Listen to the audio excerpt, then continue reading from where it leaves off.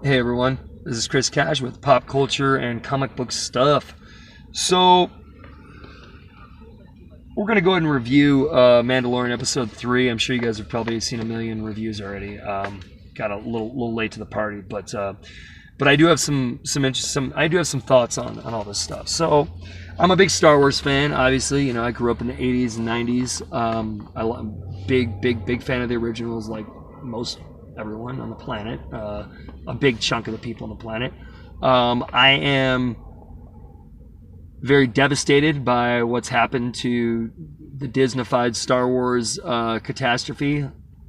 I've been hurt by it, like I'm sure a lot of people. A lot of people are,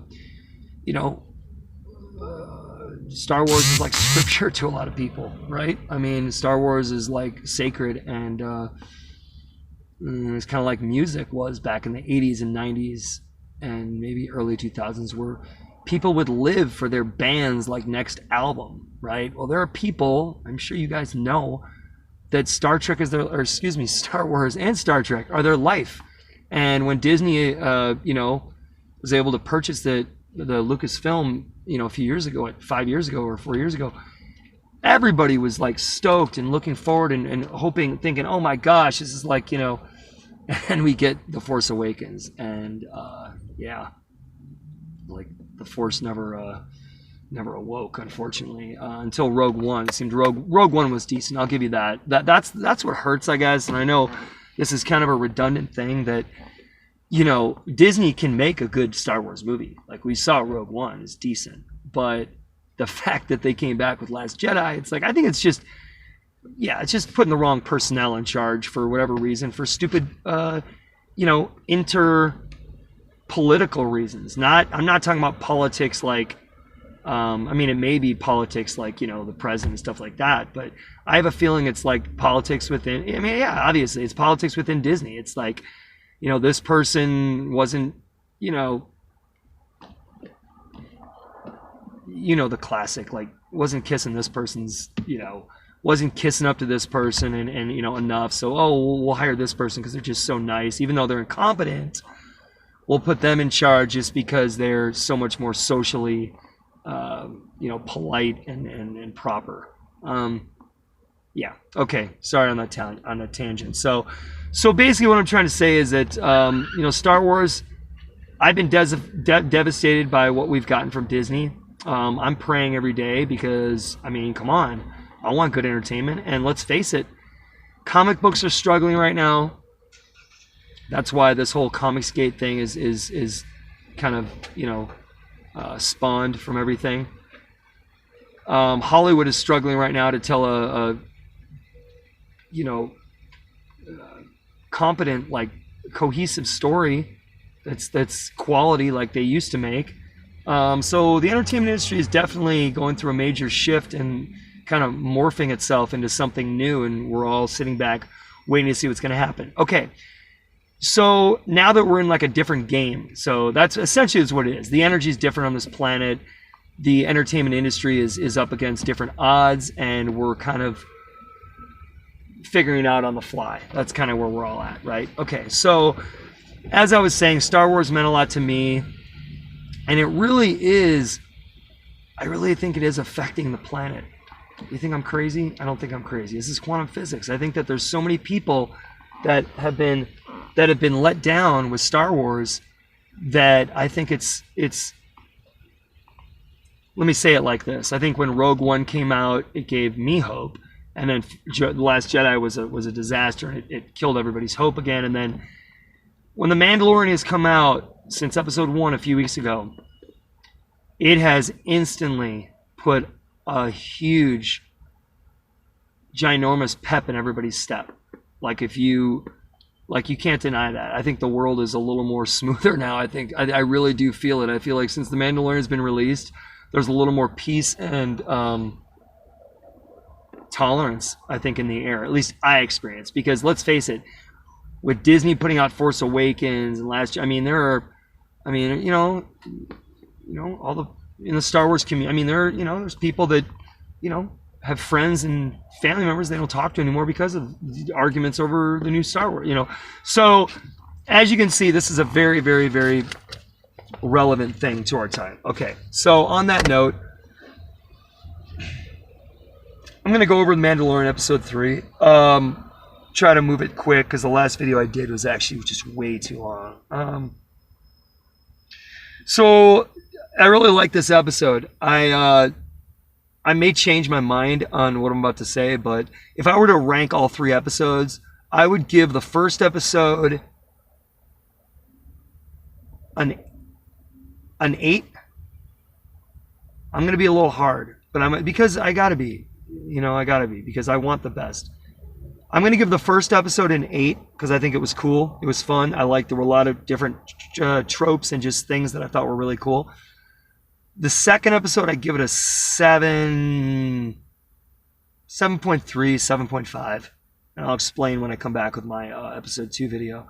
For this one, I give this episode 8.5. Yeah, I think this is the best episode thus far. Just because this one had the whole sequence of him rescuing the Yoda baby. That is testament that we've got some talent working on this show. Because as a writer, to an extent, I'm gonna chop it down though in a second. There was one thing that bothered me, but here's the thing. The episode was I thought it was really good. I thought the pacing was okay. It wasn't bad. It moved smooth. Much different versus the directing and the editing of the first episode, which, like, if you look at the edits on the first episode and the third one, it's like night and day.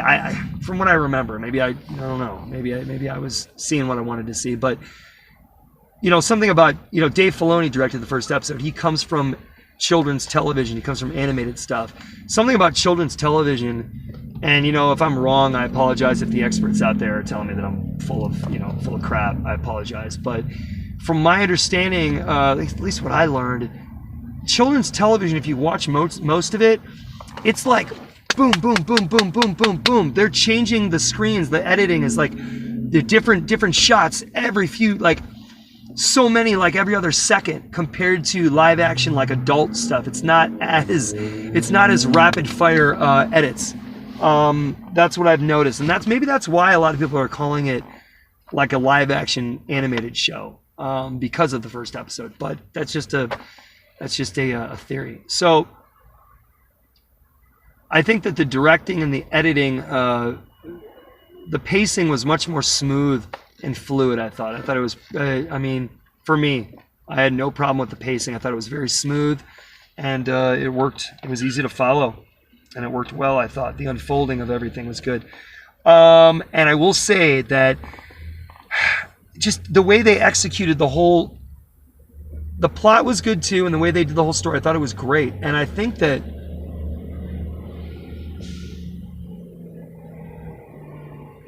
the way they carried out the whole rescue thing, I thought was awesome. I thought that was like, wow, we haven't seen in modern storytelling, I haven't seen a good action scene like that in a while. And maybe I'm blind, and I don't, sometimes I'm like a mad scientist. I'm in my own little bubble, and I don't really go out, and I don't get to see all the shows that everybody else is, because there's just so much out there. I watch what I like, and I appreciate that, and I look for more stuff that appeals to what I'm looking for, right? So I really liked that action sequence. I thought it was awesome how he went in there and how he set up the detonator, and he drew out the as like bait to bring out the stormtroopers. Then he went around to the other side and he did all that. I thought it was perfect. Everything was on point, and it was fantastic. The only thing that bothered me was the whistling birds. And I should have done my research. I didn't do it. I should have done it before I did the video. But do those exist in the EU, in the expanded universe? Because for me, and the same thing about his flamethrower and all this. I mean, the flamethrower, I guess I can live with if he just uses it like when it's necessary, because it is kind of like, it's a little weird. I don't know. What do you guys think about the flamethrower? I like his guns. I like his pitchfork thing. I like that. I think that's all of his other weapons are cool. I can even take the cables that he shoots or whatever those are. I can put up with that. The flamethrower is a little, I don't know. And as far as the whistling birds, no, I don't like. I'm not cool with the whistling birds. It's too easy. It doesn't fit into my higher calculating reality building mechanism, you know, in my brain. It just doesn't.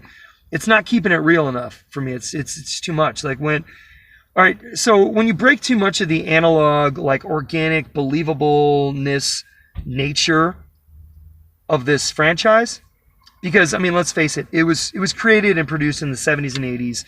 There's a certain feel to it that's let's see. There's a certain feel to it, and that's its intention, right? That's its beauty. That's the value of it, right? You don't want to mess with that too much, because then you might break the spell. You know, it's too jarring. You know, it takes you out of it when you stray from the standards that you set up in your world to make it believable. Okay, any creator knows this, and you know, you guys know this stuff when you're world building, and I may be going off on too many words to get my point across, but what I'm saying is that the character, I don't think he needed that tech weapon. It would have, I think it would have been much more fun to watch him have to get himself out of that situation without the use of those whistling birds, because that was like a cop out. That's like, okay, that's like a get out of jail free card, and it just kind of killed. Like, to me, that's like, I think it would have been better to see him have to escape that situation without the use of the whistling birds. But then again, that also would have been more work for the writers. Like, to me, that's kind of like lazy writing, it seems. I don't know. Anyway, what do you guys think about that?